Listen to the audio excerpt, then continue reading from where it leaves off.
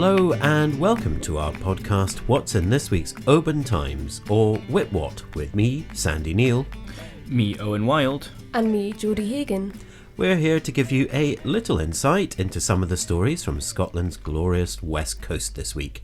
You can read all the stories and lots more online by going to westcoasttoday.co.uk or by picking up printed copies in newsagents, supermarkets and petrol stations. Now, Owen has had a busy day on Mull. Tell us about it. Thank you, Sandy. Well, yes, the Royals were in Tobermory on Tuesday. William and Kate toured the town, including Arrows Hall and the Tobermory Producers Market, greeting the public and sampling goods. They even got up to a little DIY. We've still got more to come from their visit to Mull, so stay tuned for that. Oban's Charities Day has been postponed for the first time in nearly 50 years, without COVID, due to a volunteer shortage. Organisers, the Lornan Lions Club, are calling for help to save it. Find out what you can do by reading the full story online or in this week's paper. The popular Lochavolin Bar is set to reopen in the coming months after having its licence reinstated to the new ownership, and there are big plans for the revamp. Mull Music Festival was last weekend, and what a weekend it was. Despite the sour weather, the party was bouncing. We've got a full photo spread in this week's OT. We've also got a fascinating dive into the Neolithic past of Loch Oel. I spoke to Simon Davies, an archaeologist from South Uist, who spent 2 weeks surveying the Claddock Chambered Cairn and the surrounding area. He thinks he could have found evidence of a settlement in the area which dates back 6,000 years. Read the full story for details. Thank you very much, Owen. Well, Kathy is experiencing a power outage on Ling, but she managed to get this update to us before she left. A woman who beat the odds after a life-threatening brain hemorrhage is fighting for survival once again.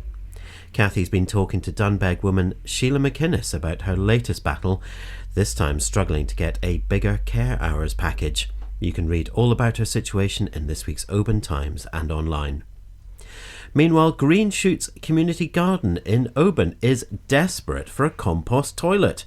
If you're feeling a little flush, perhaps you can help and donate to their online appeal. And Argyll and Bute Council has blamed God for toppling a tree that damaged a hire and supplies yard, leaving it thousands of pounds out of pocket, says a fed-up Oban business. Just a wee reminder, you can contact us with your stories by emailing editor@obantimes.co.uk, calling us on 01631 568 000, or by messaging us on our social platforms.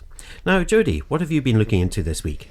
Well, members of the Oban Lifeboat crew are getting ready to take on an epic challenge throughout the month of May to raise funds for the RNLI.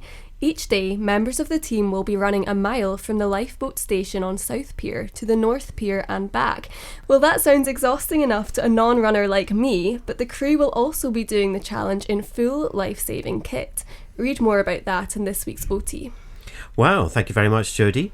Well, from me, a local MSP has challenged the First Minister over unacceptable delays to a planning decision on a controversial salmon farm, as a campaign to reject it reaches over 4,000 supporters. Scotland's only venomous snake, the adder, is suffering an alarming decline. And Craignish Village Hall is hosting a BBC Radio 4 discussion show with 1.5 million listeners and is inviting questions to ask the panel. And in the Loch Times, a historical treasure trove has been revealed in Arisaig. Don't forget to pick up your copy of the Oban Times and our other newspapers for more local news from up and down the West Coast. Or you can find all the stories and many more online at www.westcoasttoday.co.uk. So with that, it's goodbye from me, Sandy Neal. Goodbye from me, Jodie Hagan. And goodbye from me, Owen Wild. Bye. Bye. Hey.